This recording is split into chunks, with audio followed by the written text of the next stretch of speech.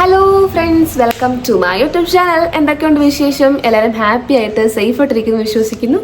ഞാനിവിടെ ഹാപ്പി ആയിട്ട് സേഫ് ആയിട്ടിരിപ്പുണ്ട്. അപ്പോൾ ഇന്നത്തെ ഈ വീഡിയോ എന്ന് വെച്ച് കഴിഞ്ഞാൽ ഞാൻ കുറേ ദിവസം കൊണ്ട് ഞാൻ എടുക്കണമെന്ന് വിചാരിക്കുന്ന വീഡിയോ ആണ്.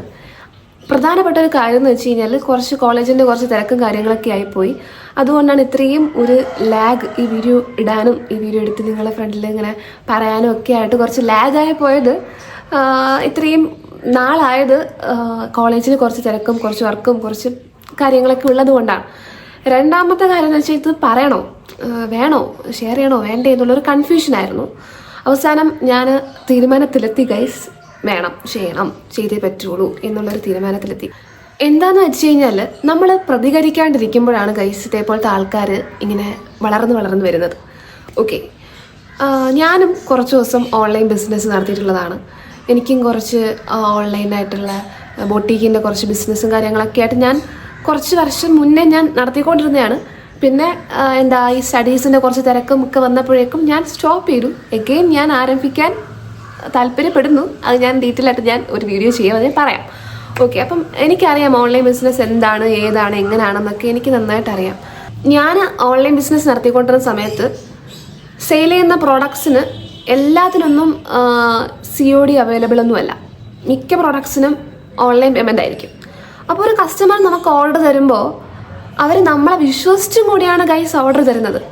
അപ്പോൾ ആ കസ്റ്റമറിൻ്റെ കയ്യിൽ ആ പ്രോഡക്റ്റ് എത്തുന്നത് വരെ എനിക്കും ടെൻഷനാണ്, പൈസ തന്ന കസ്റ്റമറിനും ടെൻഷനുണ്ട്, അതിനപ്പുറമായിട്ട് എനിക്കും ടെൻഷനുണ്ട്. കാര്യം ഒരു കസ്റ്റമറിൻ്റെ ഒരു ഫീഡ്ബാക്ക് മതി, ഒരു നെഗറ്റീവ് ഫീഡ്ബാക്ക് മതി ഗൈസ് ആ ബിസിനസ് അങ്ങ് താഴെ വരാൻ.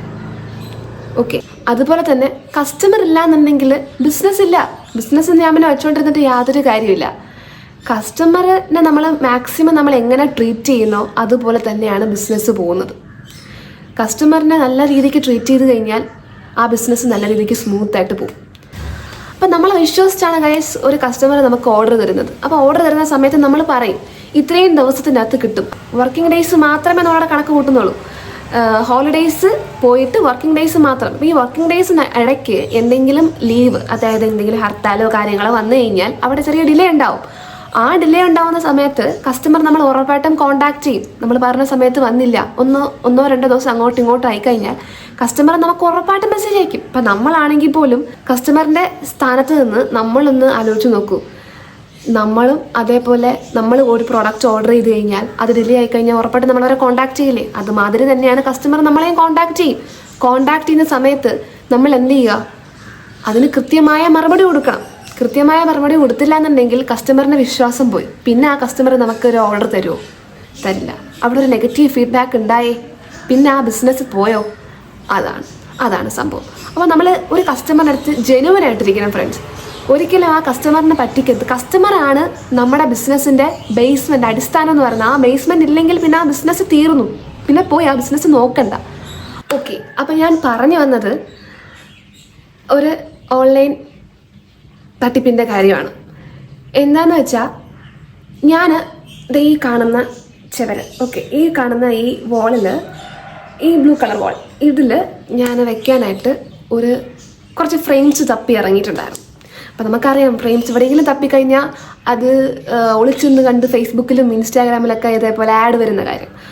അപ്പോൾ അതേപോലെ എനിക്കും ഇൻസ്റ്റയിൽ ആഡ് വന്നപ്പോഴേക്കും ഞാൻ എന്ത് ചെയ്തു, ആ പേജ് നോക്കിയപ്പോൾ ജെന്യുവൻ ആയിട്ടുള്ള പേജാണെന്ന് എനിക്ക് തോന്നി ഗൈസ്. കാര്യം റിവ്യൂ ഒക്കെ ഇട്ടിട്ടുണ്ട്, റിവ്യൂ ഒക്കെ സ്റ്റോർ ചെയ്തിട്ടുണ്ട്, അപ്ഡേറ്റ് ആയിട്ടെല്ലാം ചെയ്തിട്ടുണ്ട്, കുഴപ്പമൊന്നുമില്ല. അപ്പോൾ ഞാൻ കണ്ട ആഡെന്ന് വെച്ച് കഴിഞ്ഞാൽ 99 റുപ്പീസിന് ഒരു ഫ്രെയിം 99 റുപ്പീസ്. ഞാൻ ഡിസംബർ 2024 ഡിസംബറിലാണ് ഇവരുടെ ആഡ് കാണുന്നത്. ഒരു 20-ാം തീയതിക്ക് ശേഷം, ഡിസംബർ 20-ക്ക് ശേഷമാണ് ഞാൻ ഈ ഫ്രെയിം തപ്പി ഇറങ്ങിയത്. ആ സമയത്താണ് ഞാൻ ഇവരുടെ ആ ഒരു ആഡ് കാണുന്നത്. ഞാൻ എന്ത് ചെയ്തു, ഞാനിവർ ഇൻസ്റ്റാ പേജ് കയറി നോക്കിയപ്പോഴേക്കും കുറേ റിവ്യൂസും കാര്യങ്ങളും ഇട്ടിട്ടുണ്ട്, സ്റ്റോറി ഇട്ടിട്ടുണ്ട്. അപ്പം ആക്റ്റീവായിട്ട് പോകുന്ന ഒരു ഇൻസ്റ്റാ പേജാണെന്ന് മനസ്സിലായി. പഴയ പേജൊന്നുമല്ല, ആക്റ്റീവായിട്ട് പോകുന്ന പേജാണ്. സ്റ്റോറി ഇട്ടിട്ടുണ്ട്. പിന്നെ കുറച്ച് ദിവസം മുന്നേ വരെ അവർക്ക് ഓർഡർ ചെയ്തിട്ടുണ്ട്, ഫീഡ്ബാക്ക് ആൾക്കാർ ഇട്ടിട്ടുണ്ട്. ഓക്കെ, എല്ലാം ഓക്കെയാണ്. ശരി, അങ്ങനെ എനിക്ക് വാട്സപ്പിൽ കോൺടാക്ട് ചെയ്യേണ്ട ഒരു ഓപ്ഷൻ ഉണ്ടായിരുന്നു. ഞാൻ വാട്സപ്പിൽ കോൺടാക്ട് ചെയ്തു അവരെ. ഇതെല്ലാം ഞാൻ സ്ക്രീൻഷോട്ട് ഞാൻ കാണിച്ചു തരാം ഫ്രണ്ട്സ്, നിങ്ങളിത് കാണണം. ഞാൻ വാട്സപ്പിൽ കോൺടാക്ട് ചെയ്തു. അപ്പോൾ വാട്സപ്പിൽ കോൺടാക്ട് ചെയ്തത് ഡിസംബർ 23 ഗൈസ് ഞാൻ അവരെ വാട്സപ്പിൽ കോൺടാക്ട് ചെയ്യുന്നത്. അപ്പോൾ ഈ റീൽസ് ഞാൻ അവർക്ക് ഷെയർ ചെയ്ത് ഞാൻ ചോദിച്ചു ഇതെന്താണ് ഏതാണെന്ന് ചോദിച്ചപ്പോൾ അവർ പറഞ്ഞു 99 rupees plus shipping charge. Okay, ഒരു ഫ്രെയിമിന് 99. അങ്ങനെ നമ്മളിപ്പോൾ 6 ഫ്രെയിമോ എത്ര ഫ്രെയിം ഓർഡർ ചെയ്ത് കഴിഞ്ഞാൽ ഒരു ഷിപ്പിംഗ് ചാർജ് കൊടുത്താൽ മതി. അപ്പോൾ 99 rupees പ്ലസ് ഷിപ്പിംഗ് ചാർജാണ്. അപ്പോൾ ഞാൻ അവരുടെ അടുത്ത് ചോദിച്ചു 99 rupeesന് ഫ്രെയിം മാത്രമാണോ അതോ ഫോട്ടോയും കൂടെയാണോ എന്ന് ഞാൻ ചോദിച്ചു. അപ്പോൾ അവർ പറഞ്ഞു ഇല്ല, ഫോട്ടോയും കൂടെ ചേർന്നിട്ടാണ് 99 rupees എന്ന് പറഞ്ഞു. അപ്പോൾ അവരുടെ സ്ഥലം വന്നിട്ട് ഇവിടെ നിന്നല്ല, കോയമ്പത്തൂരാണ്. ഞാൻ ചോദിച്ചു നിങ്ങളുടെ സ്ഥലം എവിടെയാണെന്ന് ചോദിച്ചപ്പോൾ അവർ കോയമ്പത്തൂരാണെന്ന് പറഞ്ഞു. ഓക്കെ, അപ്പം ഇവർ ആ ഒരു വീഡിയോ ഞാൻ ആ റീൽസും കാണിച്ചു തരാം. ഒരു റീൽസാണ്. ആ റീൽസിൽ ഇങ്ങനെ ഫ്രെയിം ഇങ്ങനെ കാണിക്കുന്നുണ്ട്. അതൊരു ലേഡിയാണ്. ആ പേജ് ഹാൻഡിൽ ചെയ്യുന്ന ഒരു ലേഡിയാണ്. അവരുടെ പേജിൻ്റെ ഡീറ്റെയിൽസും കാര്യങ്ങളൊക്കെ ഞാൻ സൈഡിൽ കൊടുത്തേക്കാം. ഓക്കെ ഫ്രണ്ട്സ്, അപ്പോൾ ഞാനിപ്പോൾ ജസ്റ്റ് ഒന്ന് കാണിച്ചു തരാം. ഞാൻ ഡിസംബർ 23 ഞാൻ അവരെ കോൺടാക്ട് ചെയ്യുന്നത്. ഓക്കെ, ഡിസംബർ 23 അവരെ കോൺടാക്ട് ചെയ്തതാണ് ഞാൻ കണ്ട റീൽസ്. അത് ഓപ്പൺ ആവുന്നില്ല. ഓക്കെ, അത് ഞാൻ എന്ത് ചെയ്തു, ഷെയർ ചെയ്തിട്ട് അപ്പോൾ അവരെനിക്ക് ഇങ്ങോട്ട് ഷെയർ ചെയ്ത് തന്നു. ഇത് ഈ ഫ്രെയിം. ഓക്കെ, ഈ ഫ്രെയിം അവർ പറഞ്ഞതെന്ന് വെച്ചാൽ അതിന് താഴെ കൊടുത്തിരിക്കുന്നത് year end offer A4 8x12 99 rupees 50 rupees shipping charge 2 days delivery. Okay, അപ്പോൾ A4 സൈസിൽ വരുന്ന ഫ്രെയിമാണ്. അപ്പം ഞാൻ അങ്ങോട്ട് ചോദിച്ചു A3 ഫ്രെയിം അവൈലബിൾ ആണെന്ന് ചോദിച്ചു. അപ്പോൾ അവരുണ്ടെന്ന് പറഞ്ഞു. അത് 499 പ്ലസ് ഷിപ്പിംഗ് ചാർജാണ്. ഓക്കെ, മലയാളം അറിയാൻ ചോദിച്ചപ്പോൾ ഇല്ല, അവർ തമിഴാണ്. ഞാൻ നേരത്തെ പറഞ്ഞു അവരുടെ സ്ഥലം ഞാൻ ചോദിച്ചിട്ടുണ്ടായിരുന്നു. അവർ കോയമ്പത്തൂർ എന്ന് പറഞ്ഞു.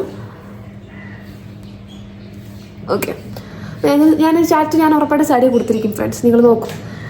ഓക്കെ, അങ്ങനെ ഞാൻ ആദ്യം 3 ഫ്രെയിം, എനിക്ക് ഐ നീഡ് 3 frames എന്ന് പറഞ്ഞു. എനിക്ക് 3 ഫ്രെയിം വേണമെന്ന് പറഞ്ഞു. ഏതിൻ്റെ A4 സൈസിൽ, അത് ഓഫറുള്ള 99 rupeesന് ഓഫറുള്ള ഫ്രെയിം 3 എണ്ണം എനിക്ക് വേണമെന്ന് പറഞ്ഞു.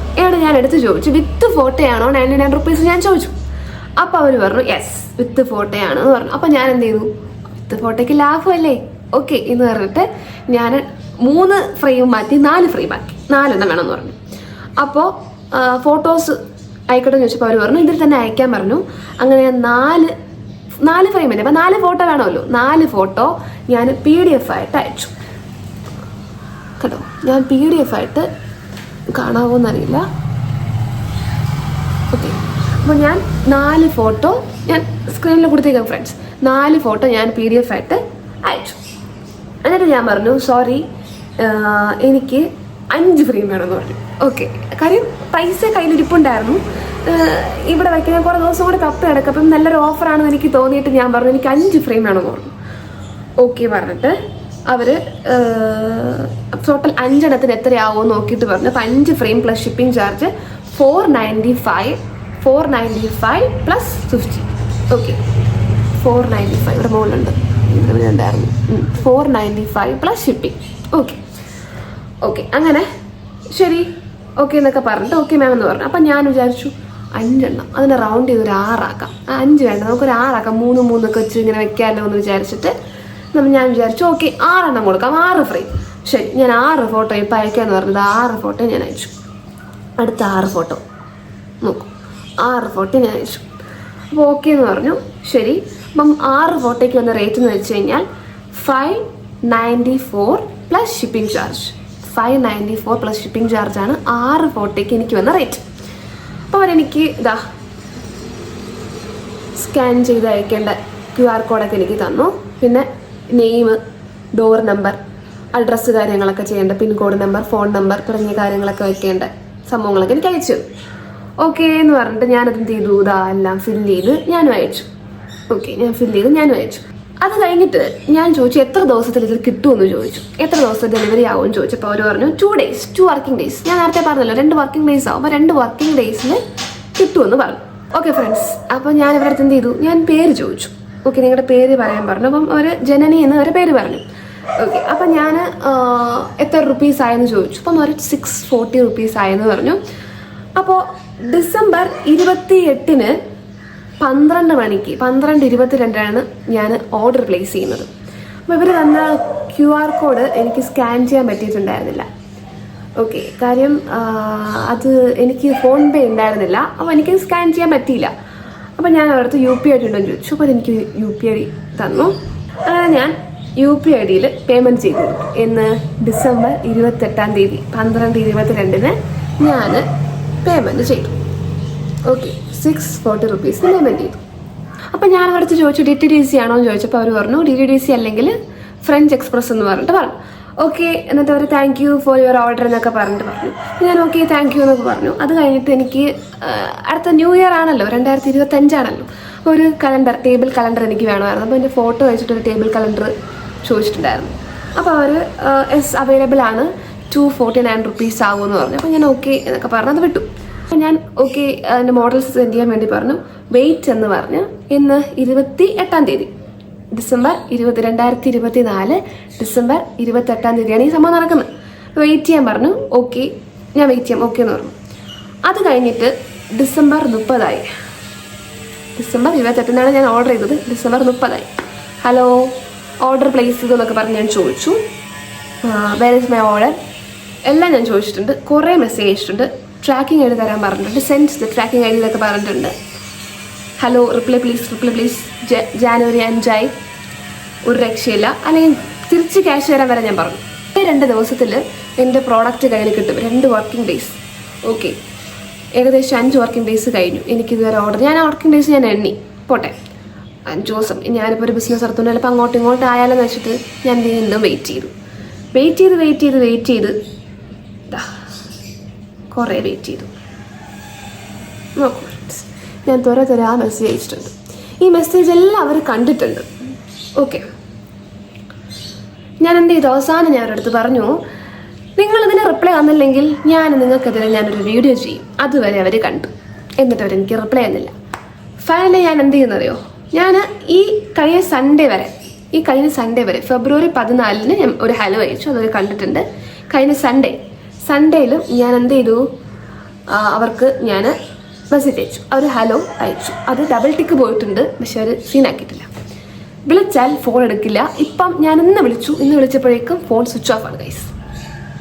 അതുവരെ ബെല്ലുണ്ട്. അതിന് മുന്നേയൊക്കെ ഇതിന് മുന്നേ ഉള്ള ദിവസങ്ങളിൽ ഞാൻ വിളിക്കുമ്പോഴേക്കും റിങ് പോവും, പക്ഷെ അവർ ഫോൺ എടുക്കില്ല. ഇതിനിടയ്ക്ക് വേറെയും കുറച്ച് സംഭവങ്ങൾ നടന്നു.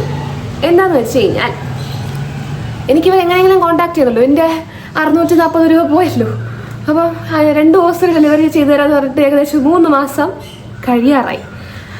അപ്പം എങ്ങനെയെങ്കിലും എനിക്കിവരെ കോൺടാക്ട് ചെയ്തു. അങ്ങനെ ഇരുന്നപ്പോഴേക്കും ഞാൻ എന്ത് ചെയ്തു, ഇവരെ പേജിൽ കയറിയിട്ട് റിവ്യൂസ് ഉണ്ടാവുമല്ലോ, കസ്റ്റമേഴ്സ് ഇടുന്ന റിവ്യൂസ് ഇടുന്ന സമയത്ത് ഒരു റിവ്യൂവിൽ ഇവർ ഒന്നെങ്കിൽ വാട്സപ്പിൽ മാം പ്രോഡക്റ്റ് കിട്ടി, നൈസ് പ്രോഡക്റ്റ് ആണെന്ന് പറഞ്ഞിടുന്ന സമയത്ത് മുകളിൽ നമ്പർ ഉണ്ടാവും, വാട്സപ്പിൽ നമ്പർ ഉണ്ടാവും. അപ്പോൾ മിക്കതിലും ഇവർ ആ നമ്പർ ഹൈഡ് ചെയ്തിട്ടുണ്ട്. എല്ലാത്തിനും ഇവരെന്ത് ചെയ്തിട്ടുണ്ട്, അത് ഹൈഡ് ചെയ്തിട്ടുണ്ട്, നമ്പർ ഹൈഡ് ചെയ്തിട്ടുണ്ട്. പക്ഷെ എന്തോ എൻ്റെ ഭാഗ്യം എന്ന് പറയട്ടെ, ഒന്നിൽ ഇവർ ഹൈഡ് ചെയ്തിട്ടുണ്ടായിരുന്നില്ല നമ്പർ.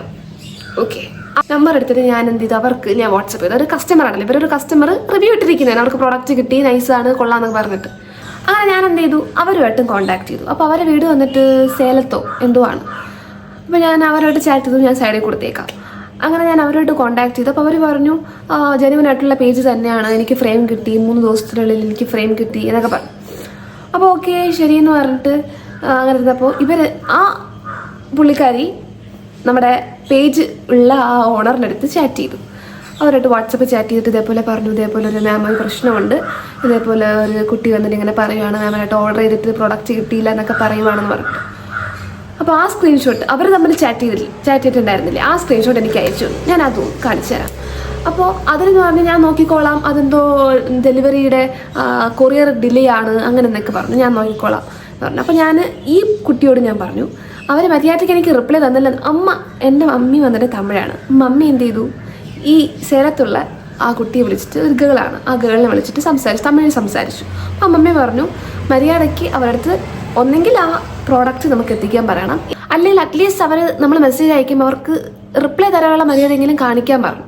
അപ്പോൾ ഇവരെന്ത് ചെയ്തു, ആ സ്ഥലത്തുള്ള കുട്ടി അവരെ കോൺടാക്ട് ചെയ്തിട്ട് കാര്യങ്ങളൊക്കെ പറഞ്ഞിട്ടുണ്ടായിരുന്നു. അപ്പോൾ ഞങ്ങൾ നോക്കിക്കോളാം എന്നുള്ള റിപ്ലൈ ആയിരുന്നു അപ്പുറത്തുനിന്ന് കിട്ടിയിട്ടുണ്ടായിരുന്നു. അതും എനിക്ക് സ്ക്രീൻഷോട്ട് അയച്ചു തന്നിട്ടുണ്ടായിരുന്നു. അപ്പോൾ ഞങ്ങൾ ഇതേപോലെ തന്നില്ലെന്നുണ്ടെങ്കിൽ നമ്മൾ വീഡിയോ ചെയ്യുന്നുള്ള കാര്യം നമ്മൾ പറഞ്ഞിട്ടുണ്ടായിരുന്നു. അപ്പോൾ അതും ഞങ്ങൾ നോക്കിക്കോളാം എന്നുള്ള രീതിയിൽ അവർ റെസ്പോണ്ട് ചെയ്തിട്ടുണ്ട്. അപ്പുറത്തെ സൈഡിൽ നിന്ന് പേജിൻ്റെ ഓണർ റെസ്പോണ്ട് ചെയ്തിട്ടുണ്ടായിരുന്നു. ഓക്കെ, അത് കഴിഞ്ഞ് ഇവർ റിപ്ലൈ തരത്തില്ല ഫ്രണ്ട്സ്. എത്രയൊക്കെ മെസ്സേജ് അയച്ചിട്ടും റിപ്ലൈ തരാം. എനിക്ക് ഈ റിപ്ലൈ തരാത്ത സ്വഭാവം എനിക്ക് ഇഷ്ടമല്ലാത്ത കാര്യമാണ്. നമ്മൾ ഒരു മെസ്സേജ് സീനാക്കിയിട്ട് റിപ്ലൈ തരുന്നില്ല എന്നുണ്ടെങ്കിൽ അതൊരുമാതിരി കസ്റ്റമറിനെ മണ്ടനാക്കുന്ന ഒരു ഏർപ്പാടാണ്. എനിക്കത് ഇഷ്ടമല്ലാത്ത കാര്യമാണ്. കാര്യം ഈ ഓർഡർ പ്ലേസ് ചെയ്യുന്നത് വരെ ഓർഡർ പ്ലേസ് ചെയ്യുന്നത് വരെ ഇവർ ത്വരതരാ മെസ്സേജ് അയക്കും. ഞാനിപ്പം കുറേ കാര്യം നമ്മളിപ്പം ഒരു ഓർഡർ പ്ലേസ് ചെയ്യുന്നത് മുന്നേ നമ്മൾ കുറേ കാര്യം അടുത്ത് ചോദിക്കും. ഞാനിപ്പോൾ ചോദിച്ചതുപോലെ കുറേ കാര്യങ്ങൾ കസ്റ്റമർ ചോദിക്കും. ആ ചോദിക്കുന്നത് വരെയുള്ള മെസ്സേജും ആ ഒരു സമയത്തിന് മെസ്സേജ് അയക്കുന്നത് മാത്രമേ ഉള്ളൂ. അത് കഴിഞ്ഞ് കഴിഞ്ഞാൽ ഇവരൊന്നും ചില ഓൺലൈൻ ആൾക്കാരുടെ കാര്യം ഞാൻ പറയുന്നത്, അത് കഴിഞ്ഞ് ഇവരെ പൊടി പോലും കാണില്ല. അതേപോലെ ആയിരുന്നു ഇവരും. മെസ്സേജ് അയച്ചു, പേയ്മെൻറ്റ് ചെയ്തു, അത് കഴിഞ്ഞിട്ട് പിന്നെ അവരെ കണ്ടിട്ടേ ഇല്ല. ഞാൻ എൻ്റെ മെസ്സേജൊക്കെ അവർ കാണുന്നുണ്ട്, ഫോൺ വിളിച്ചു കഴിഞ്ഞാൽ റിങ് പോകുന്നുണ്ട്, എടുക്കുന്നില്ല. എനിക്ക് ഈ മെസ്സേജ് അയച്ചിട്ട് റിപ്ലൈ തരാത്ത സ്വഭാവം എനിക്ക് ഇഷ്ടമുള്ള സ്വഭാവമാണ്. നമ്മളൊരു ഓർഡർ നമ്മൾ എടുത്തിട്ടുണ്ടെന്നുണ്ടെങ്കിൽ കസ്റ്റമർ മെസ്സേജ് അയച്ചു കഴിഞ്ഞാൽ റിപ്ലൈ കൊടുക്കേണ്ട ഉത്തരവാദിത്വം നമുക്കാണ്. അത് ഉറപ്പായിട്ടും കൊടുക്കണം. ഞാൻ നേരത്തെ പറഞ്ഞല്ലോ, കസ്റ്റമറിൻ്റെ കയ്യിൽ എത്തുന്നത് വരെ ഒരു ടെൻഷൻ നമുക്കുണ്ടാവും. കസ്റ്റമർ ചോദിക്കും എവിടെ എത്തി, എന്താണ് ഏതാണെന്ന് ചോദിക്കുമ്പോൾ അതിന് കൃത്യമായ മറുപടിയും ട്രാക്കിംഗ് ഐഡിയയും സെൻഡ് ചെയ്ത് കൊടുക്കേണ്ട ഉത്തരവാദിത്വം ഉണ്ട്. ഒരു പ്രോഡക്റ്റ് ഓർഡർ എടുത്തു കഴിഞ്ഞാൽ അവിടെ ഉത്തരവാദിത്വം വേണം. പക്ഷെ ഇവിടെ എനിക്കതുണ്ടായിരുന്നില്ല. ഞാൻ മെസ്സേജ് അയക്കുന്നുണ്ട്, കഴിഞ്ഞ ഞായറാഴ്ച വരെ ഞാൻ മെസ്സേജ് അയച്ചു, ഇന്ന് ഞാൻ വിളിച്ചു, എവിടെയെന്ന് ഇന്ന് വിളിച്ചപ്പോൾ ഫോൺ സ്വിച്ച് ഓഫ്. കഴിഞ്ഞ ഞായറാഴ്ച മെസ്സേജ് അയച്ചപ്പോഴേക്കും ഡബിൾ ടിക്ക് പോയിട്ടുണ്ട്, പുള്ളിക്കാരി കണ്ടിട്ടില്ല. അപ്പോൾ എനിക്ക് പറയാനുള്ളതെന്ന് വെച്ച് കഴിഞ്ഞാൽ, ദയവേത് നിങ്ങൾ ആരടുത്ത് ഇങ്ങനെയൊന്നും കാണിക്കരുത്. ഒരു കസ്റ്റമർ നിങ്ങളെ വിശ്വസിച്ചാണ് ഓർഡർ പ്ലേസ് ചെയ്യുന്നത്.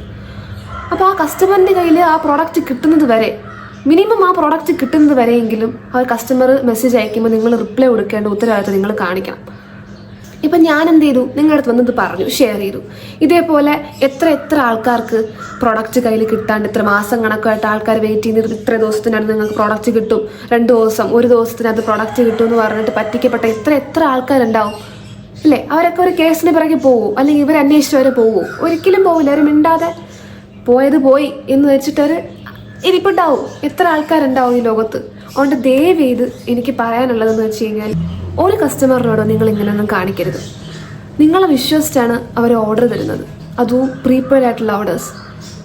അപ്പോൾ അവർ മെസ്സേജ് അയക്കുമ്പോൾ അറ്റ്ലീസ്റ്റ് അവരെ മെസ്സേജിന് റിപ്ലൈ കൊടുക്കാം. ഓക്കെ, അപ്പോൾ ഫ്രണ്ട്സ്, നിങ്ങൾക്ക് ഇതേപോലെ എന്തെങ്കിലും അനുഭവം ഉണ്ടെങ്കിൽ കമൻറ്റ് ചെയ്യുക. അപ്പോൾ ശരി, ബൈ.